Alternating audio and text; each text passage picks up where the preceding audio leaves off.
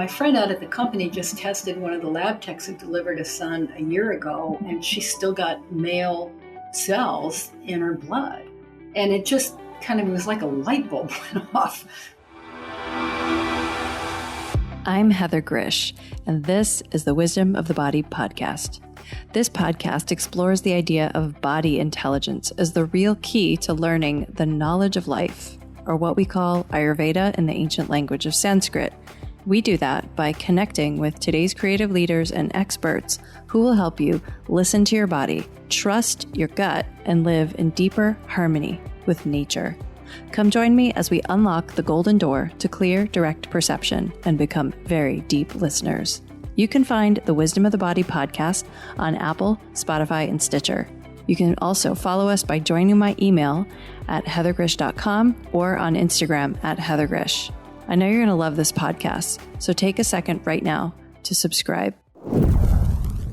So I remember in biology class, we were taught that we have DNA. We got some genetic material from mom and some from dad, and then we got our own genetic code. And that drove what we look like and who we became from there. And later on, the science community realized that there was this thing called epigenetics, which influences the expression of our genes.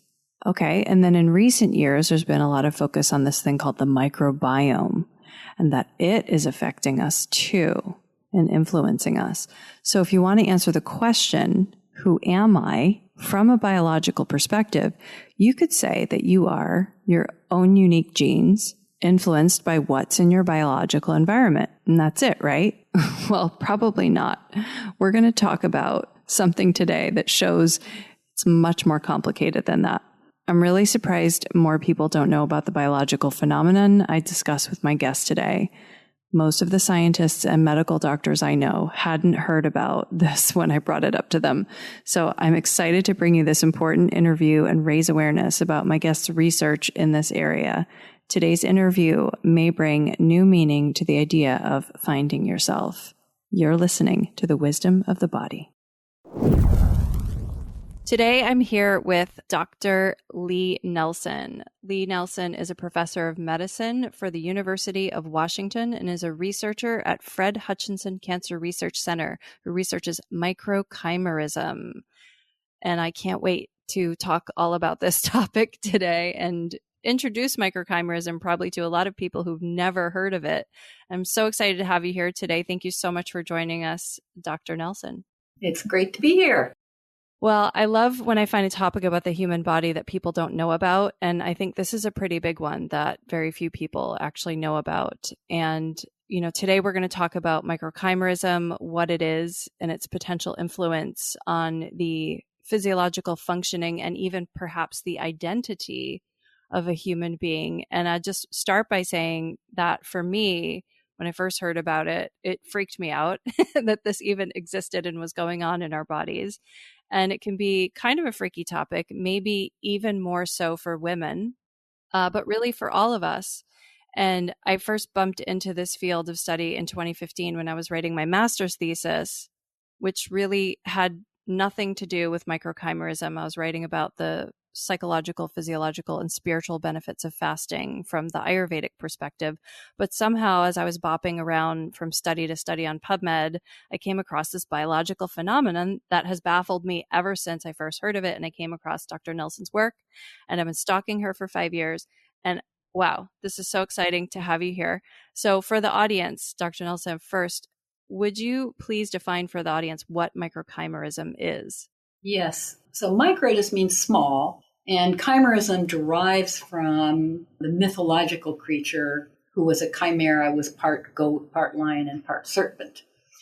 But in medicine, what it means is harboring a small number of cells or DNA that derive from a genetically distinct other individual. And I should say, even though your initial reaction might have been, well, I'm not sure I like this idea, it's actually great. We were actually never alone since we were all in a womb in the beginning. And having these small cells that derive from other people probably have many, many positive effects. I see. So, yeah, it's something that I have contemplated, and I've listened to some of your other talks where it's certainly a question that comes up. Are these cells, good for us? Are they harming us? Or are they beneficial for us? But how was this actually first discovered? It goes way back. I guess I should backtrack a couple steps and just say what I study is naturally acquired microchimerism. And the most common source of that is maternal-fetal exchange in both directions, and then harboring a small number of those cells. All of us cells from our mothers, and women who've been pregnant cells from those prior pregnancies. I see. So as opposed to getting like a lung transplant and having somebody else's cells in you for that reason. Yes, a lung transplant, or what used to be called a bone marrow transplant, now called hematopoietic cell transplant. So those are called like iatrogenic forms of chimerism. And I pay attention to that because I learn things from them, and hopefully it travels the other direction as well, that they're able to learn things for transplantation about the natural form of microchimerism. I see. And so you're studying this as it occurs naturally in the body, because I actually know someone who does, stem cell therapy. She's a medical doctor who does that. And my understanding is that the sharing of these cells, the transfer of these cells, and the microchimerism could be occurring in an intentional way as well, not a quote unquote natural way in the way that you've been studying it. Is that what you meant? Yes, and really, there's a whole field now of adoptive cellular therapy. So there's another form of creating chimerism. But generally what I study is, I try to understand what's the role of this phenomena in the landscape of human health, because very little was done when I first started working in this area.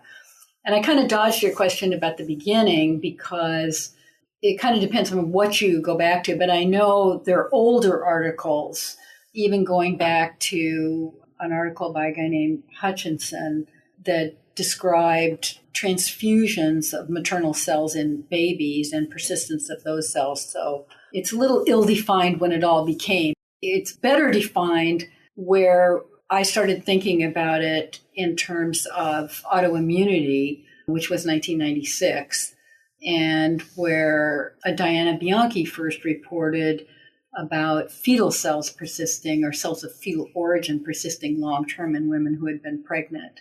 So that's all the 1990s when this all started becoming more of a subject that people were looking into. I see. So is it fair to say that all of us have some level or have had some level of microchimerism in our lives because we were gestated in a mother, born from a mother? I think probably so. We haven't formally proven that. In humans, the most common thing that we test is peripheral blood. And if you just test a single blood sample, these cells are quite uncommon. By definition, they're less than 1%, and they're actually quite a bit lower than that. So it's actually not even a majority of people that you would detect it in peripheral blood on a single blood draw. But presumably it's, a universal phenomena with the mother's cells transferred in small numbers to all of us. Now, how long they persist, and whether they persist at the same levels and with the same kind of dynamics in males and females, and what happens over time and with age, those are all not yet well answered. Yeah, it seems like there are a lot of questions about this that are probably not answered yet. I have a million of them that I'm going to ask you to see if there's research on them yet at some point. But I wanted to find out from you, how did you get into this field? How did you decide to study microchimerism? Well, I was really interested in the fact that an autoimmune disease that most people will have heard of, rheumatoid arthritis, frequently goes into remission or at least improves when women get pregnant. So I reasoned that, contrary to kind of the knee-jerk response that people had before I started looking at this, which was, must be hormones. And I thought, it really doesn't make a lot of sense given the data that existed at the time. Really, why don't we look at immunology? Because the child is genetically half foreign, since half the genes came from the dad. And so I was looking at the pregnancy-induced improvement of rheumatoid arthritis. And then a fellow who worked with a company called CellPro here in Seattle called me up one day and said, I know you're interested in pregnancy and these cells. And my friend out at the company just tested one of the lab techs who delivered a son a year ago, and she still got male cells in her blood. And it kind of was like a light bulb went off.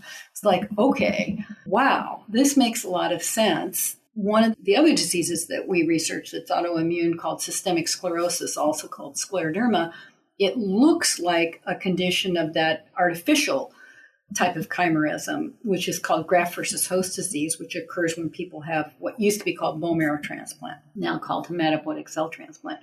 So I thought, geez, scleroderma looks like a lot like that condition of chimerism. Women get it more often. They get it most often in post-reproductive years. Maybe the pregnancies have, and these retained cells have something to do with it. As it turns out, the answer is more complicated than that, but because we all have cells from our mother as well. And I guess I just really want to emphasize the fact that even though I started out with the voice and the focus on autoimmunity and the question of when these cells might actually be problematical, clearly, even in the beginning, most of us thought the good of having a small population of cells that have a slightly different genetics, it probably very much outweighs when we think there are problems from it. But as a medical researcher, I have to look at both. I see. I mean, from what I understand, the fetal cells can go into the mother, at least in the example of maternal-fetal microchimerism, because I know that there are some other possibilities as well. But from the fetal cells going into the mother, I have a 4-year-old right now. So I'm assuming, okay, I probably have some of his cells in me living. And I'm like, whoa, does that kind of lower my age a little bit? What does that do to me? And it's an interesting thing to contemplate, to think about the fact that I do have my son's cells in me and that he has my cells in him. And, one of the areas, just, since we're on maternal fetal, I was wondering with breastfeeding as well, is that exchange still taking place because of the contents of the breast milk, more of a one-way transmittal? It's not something that I have studied, but I know other people have. And I think there is evidence for sure, both in an experimental model, at least in the experimental model. I think there may be evidence in humans as well, that maternal cells can be acquired through breastfeeding. Yeah, and continued. Yeah. But pertinent to what you were just saying, I think that's a really good question. In the big picture, most people know that females tend to outlive males. And is this one of the reasons? And is part of that because we acquire cells from our mothers, and during our development, they can have information, if you think about this somewhat philosophically, that's useful, just the way antibody transfer is useful. While you're as a very young child, a fetus, and then as a very young child developing. But later in your life, do you really need those? And they're obviously older than you. And so one study that we did, we looked to see if with increasing number of births, if the cells that are of fetal origin that a woman acquires actually replace or displace those older cells from the woman's mother. So it's like the grandchild comes along and said, well, Grandma, Mom needed you when you were 2, 3, 4, 5, 6, 10, 11, 12. But, she doesn't really need you now. And I'm younger and stronger and I could keep her going. Less prone to problems that come with aging. So I have better mitochondria. It's called graft versus graft. Yeah. So I think that's a very reasonable concept, and there's data to support it, that there is a graft versus graft. Yeah.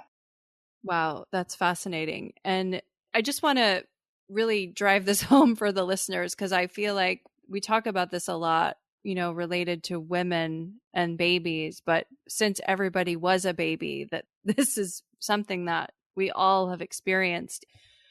And it sounds like there are other possibilities for cellular mixing. I mean, I know the microbiome is such a big, popular topic these days for people to talk about. This is different than the microbiome even, because this is actual human DNA in your body. Yeah. One of my colleagues has termed it the microbiome. Oh, clever. Yeah. Yeah. Which fits. Yes. Definitely. So what are some other scenarios in which it's possible to, I guess, transfer cells and I guess just kind of, brainstorming and what has been tested? I mean, I think clearly there is evidence there's other potential sources. Some of them are better defined than others.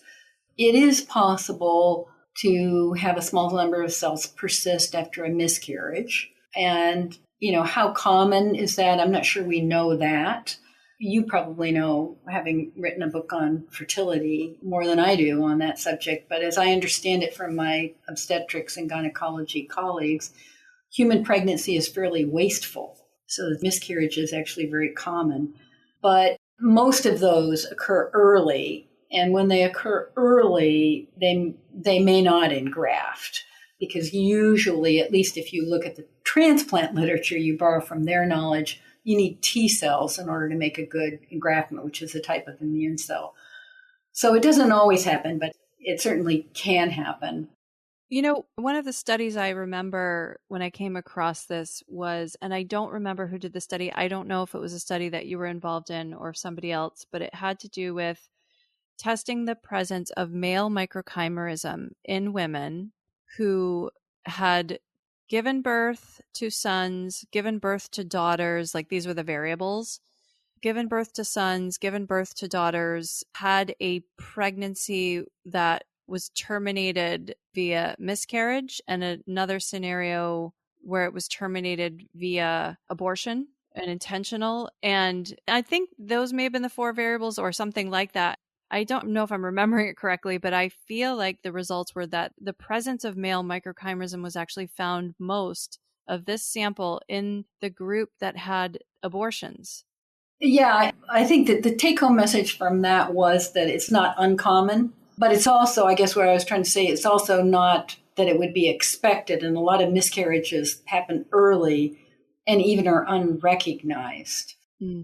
The thing that's a little more difficult to tease apart is if you're looking at male DNA, where is it actually coming from? Because another possibility is an older brother. Because your mother, if her first child was a son, she has a persistence of those cells. And then her cells can reach you if you're the younger sibling. And so it's also possible to acquire male DNA or male cells from an older brother. Ah, that's a monkey wrench in this. Yeah. And I think all of these happen sometimes, but probably at a lower frequency, certainly than the maternal cell transfer. You've got a good 9 months for that to be, well, not a full 9 months, but, for that to occur, you've got an extended period of time. I see. So anyone whose cells have made it into your mother could also make it into you while she was pregnant with you. That's sort of the... Potentially, yeah. Okay. Yeah. Not like it does happen, but it could. Yeah. Yeah. I mean, when my brain goes and thinks about this and all the potential, I'm like, okay, well, could I get this from kissing someone? And then my mind goes back to all the people I've kissed in my life and going, do I want their cells in my body? What do you think about that? Not that we know of. I can't see how that would happen. Well, it's interesting because you found some correlation between this phenomenon and autoimmune conditions, right? Yes, but it's not bad. I think people in the beginning jumped to the conclusion that, okay, these cells are foreign is bad. And I think we have to take a big step back from that and say, actually, foreign is good most of the time. And in the transplant setting, it's known, for example, if someone gets a transplant for leukemia and there's more mismatch, they can get this problem called graft versus host disease. But they're less likely to recur with their leukemia. So in general, I think as a principle, actually having the way I would just kind of think about it or visualize it is you have cells with a slightly different looking glass. The cells that from your son, only half the genes are shared with you and the other half are different. It's got a slightly different looking glass. And you've got then an edge on seeing, for example, a precancerous cell or a cell that looks abnormal. So in general, actually, foreign is good. I'm going to throw a slight wrench in probably how you think about this, but I actually think that the majority of the time, having had a birth is advantageous. It actually gives you this sweet little gift of slightly foreign cells. The immunologic effect is probably different for a birth than for a miscarriage. You may not get that benefit. And we think in the case of scleroderma that the problem arises when there's actually too much similarity in the cells that you acquired. And so then they can get into your system kind of like a computer virus might. They're too similar, and yet they're not entirely identical. I see. So your body can't detect, oh, that's not Heather. Yeah. I see. Yeah. And I actually think, and this might be a little bit confusing, but I got into this because women have more autoimmune diseases. And I think in the beginning, we were looking at this issue of whether there was too much genetic similarity in some situations, and that was the problem. But in the case of a disease like rheumatoid arthritis, it's known that you actually have a decreased risk of getting that disease if you've had a birth. It doesn't last forever. It's vaccine-like. A year after the birth, there's about a 60% reduction in risk.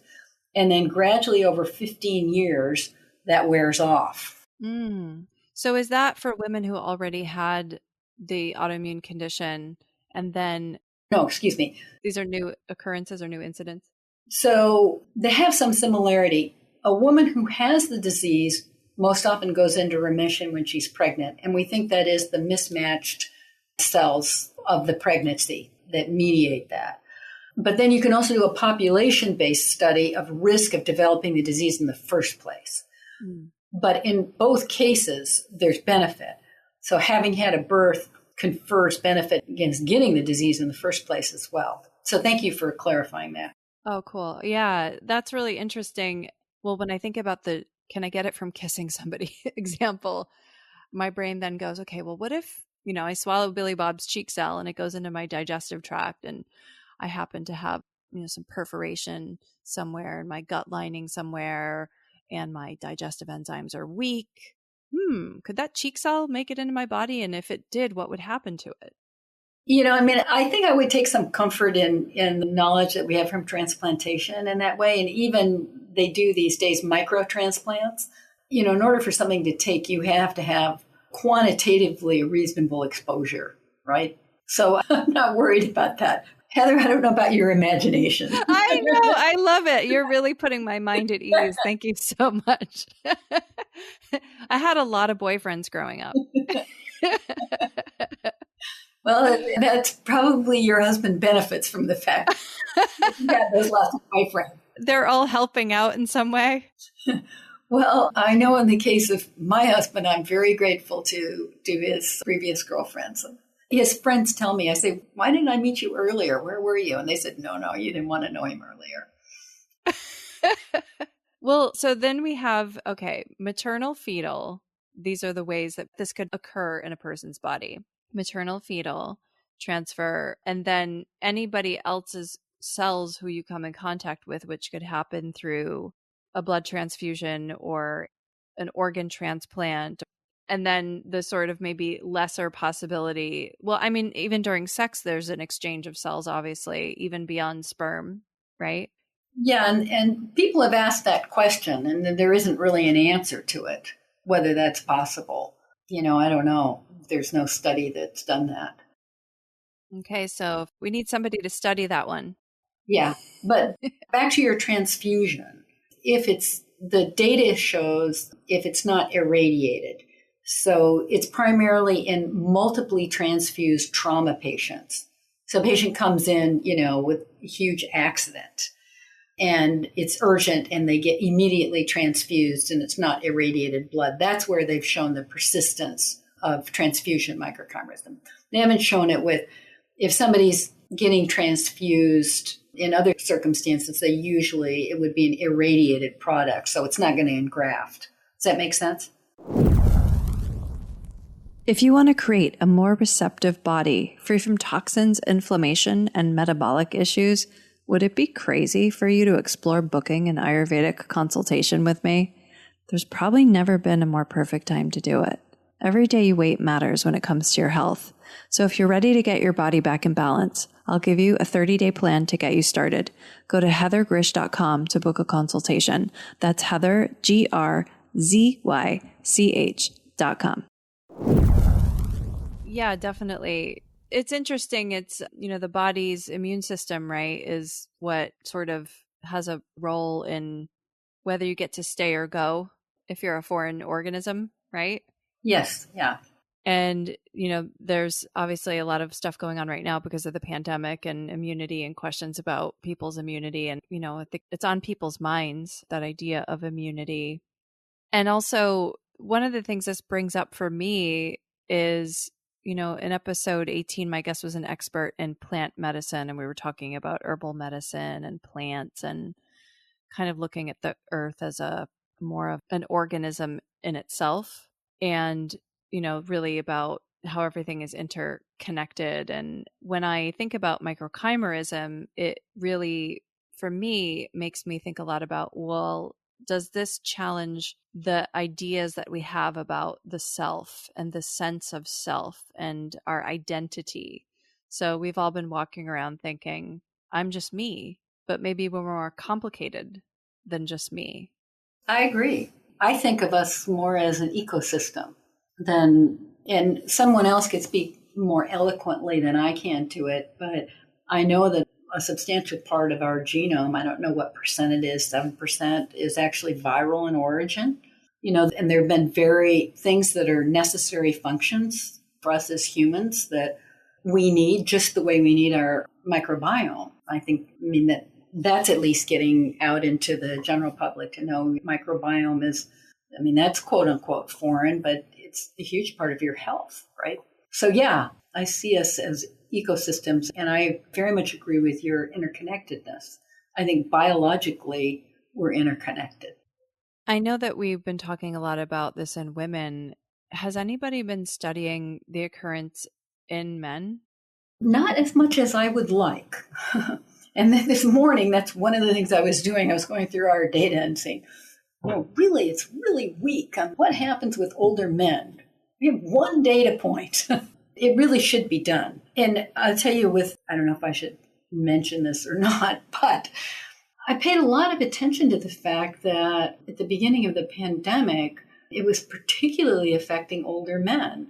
Then I saw the same kind of thing that happened when I started my work in this area back in the 1990s with people going, oh, well, let's look at hormones. I'm going, there's a lot more to it than hormones. Let's look at immunology. Let's look at these cell populations. Let's look at maternal microchimerism. Is it different in men? What happens when we age? It's not that hormones haven't been studied and don't have immunologic effects. I think there's good data there, but I think it's only part of the story. Mm-hmm. And also hormones are influenced. And so what are they being influenced by? Yeah. So is there any, I guess maybe you had said this earlier, that we don't know how long someone else's cells could live in our bodies for? So yes, I'm saying we really don't know. I could look at our data and see the longest we've seen. It's clearly decades and decades. Mm. But we don't really know their trajectory longitudinally of these cells. And we don't know that much about their function either. Back to the transplant setting, one of the benefits that I mentioned is when there's a genetic difference in the transplant situation, there's an anti-cancer effect. And it seems to me that's a reasonable thing to look at. Can that be harnessed? And what can we learn from the natural situation that we could use as we develop, kind of this new whole level of cell therapy? And another aspect of it, just to look at the other side, is people in the organ transplant world look at what can we learn about tolerance, since a pregnant woman is usually very healthy. Occasionally there's a few, holes in immune susceptibility.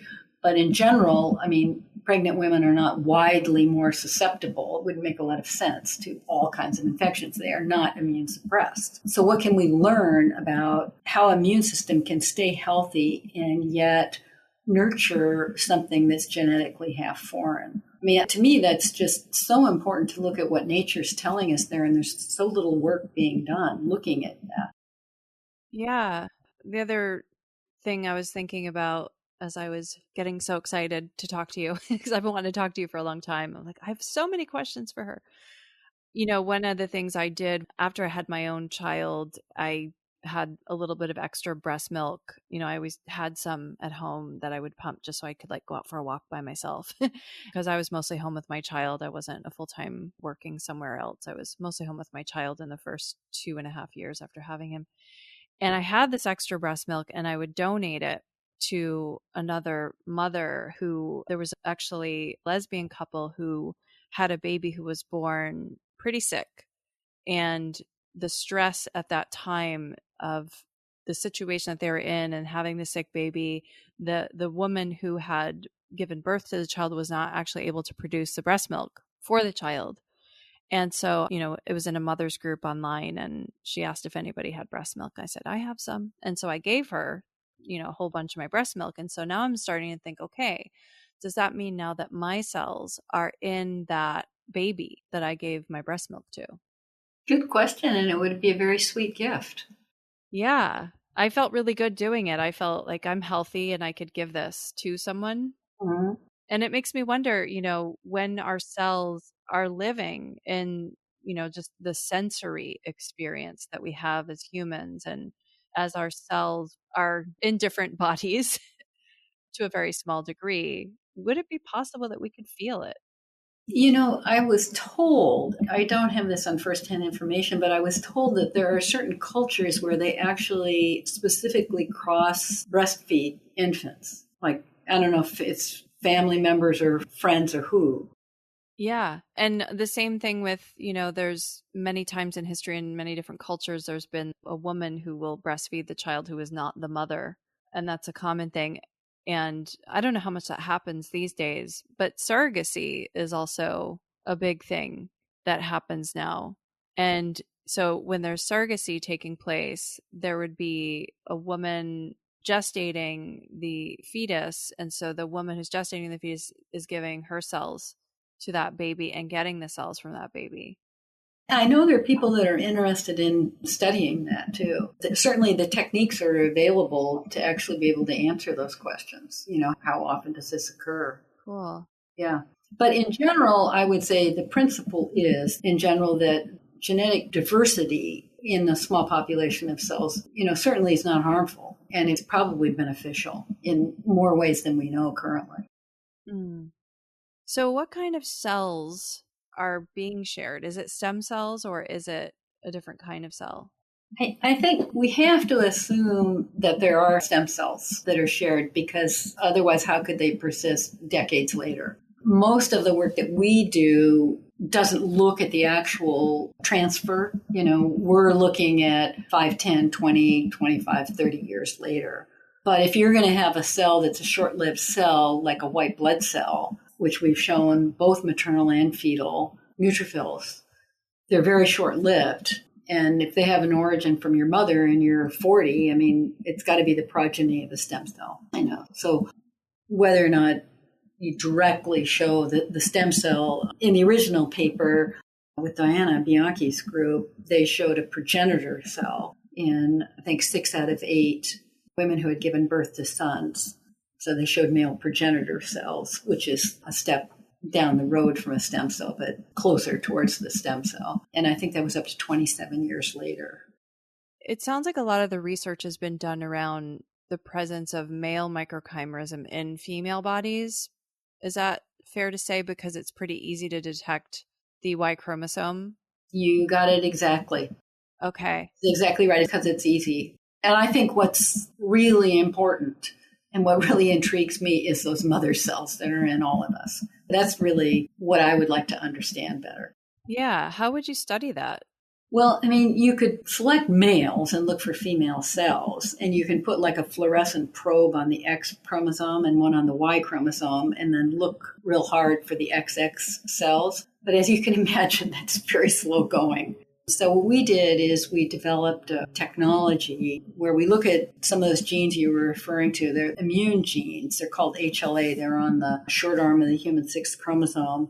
And we would, first of all, type the mother and the child, and then we'll look for what they don't share and do essentially a PCR amplification that's highly specific and quantitative to that. So say for the gene that encodes one of my favorite molecules, it's called HLA-DQ, that you have, we'll just call it 1 and a 7, and the child has the 1, but has 8, then we could do the amplification in you for the 8 and the amplification in the child for the one the child didn't inherit. Does that make sense?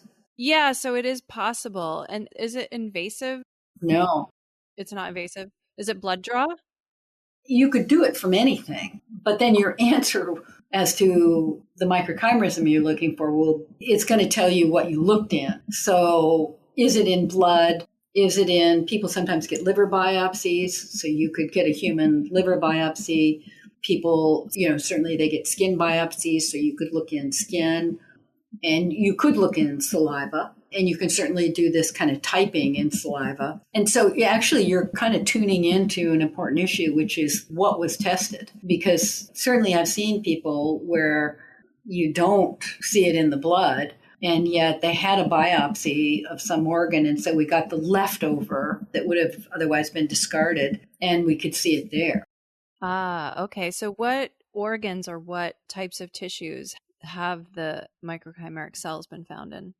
I probably should update this. I have a Scientific American paper, but it's from a number of years ago, that has a figure that kind of shows the answer to that. As a scientist, I try to stick to what we do know as opposed to what we might assume. Clearly, even early on, there were studies and experimental studies, and people have used mouse models showing these cells of fetal origin in the spleen. The maternal is a little harder because, like I said, you could look for the XX cells among all the XY cells in a male, but if you're trying to do that in a tissue biopsy, it's even a little more complicated because it's a three-dimensional structure. And so you're trying to make sure, you actually have the whole intact cell, that you're able to see that. Is fairly tedious. Yeah. You need really good microscopes to be able to do that. It's pretty widespread. I think, and clearly you can find the cells in the bone marrow, which is part of where cells are made. I'm always interested in the liver because the liver has a kind of unique role in the world of transplantation where it doesn't need to be HLA matched, which are these genes that usually are very prominent in telling what's foreign and how much of a foreign cell you might allow and when something's a threat versus when it's okay. But livers ignore HLA, so I always think if I were a microchimeric cell, that's where I would go live. But I don't know if it's true. So in Ayurvedic medicine, there's this concept of, it's called kavaigunya is the Sanskrit word. And it's when the body has a sort of like a weak or defective space somewhere. And it's said that when Ayurveda is all about balance and imbalance of the humors of the body and things like that. So it said that when they start to move, they can localize in these areas where there's a weakness. And that came up for me as I was thinking about this and sort of wondering, do the cells move to the areas that are weak to help them? There's actually pretty good experimental data to support that.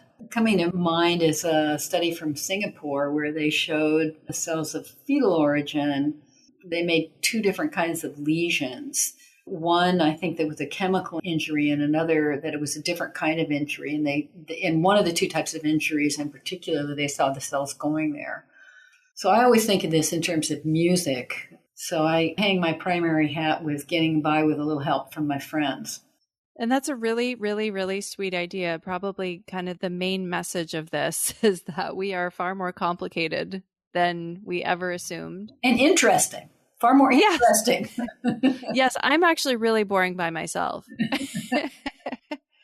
This is so great. And, I'm so happy that we've been able to connect. And I've really been wanting to talk to you for like 5 years. So I'm so grateful that you came. And I'm so excited for people to learn about this because it's super fascinating.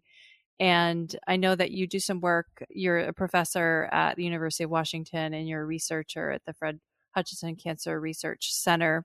And for people to learn more about your work, I know there's so great YouTube videos of you talking more about this if people want to learn more. And I'll put some links for you in the show notes as well. And if there's anything else that you'd like to share about this topic that you think is important to communicate. Well, I think that one of the things that I find most intriguing that I think would really resonate with you is the cross-generational effects. I mean, that we have cells from our mothers and cells from our children, and the opportunity to have that interconnectedness that you referred to before and the benefits that can come from that.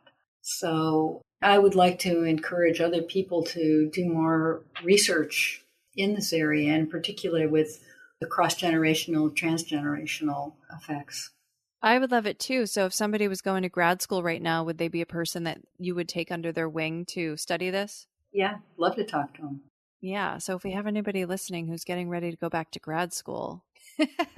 Amazing. Well, thank you so much. And in some way, I feel like, being a woman and sort of sandwiched between generations, it feels even more special to hear about this topic. So thank you for sharing that.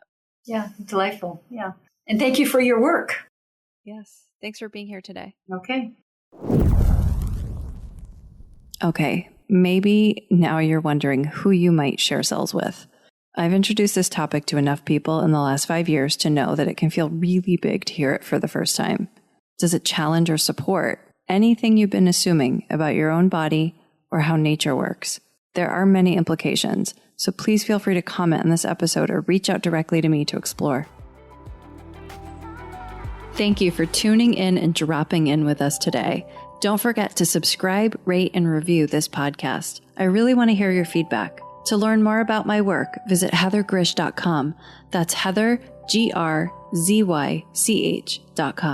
And meet me here next time on The Wisdom of the Body.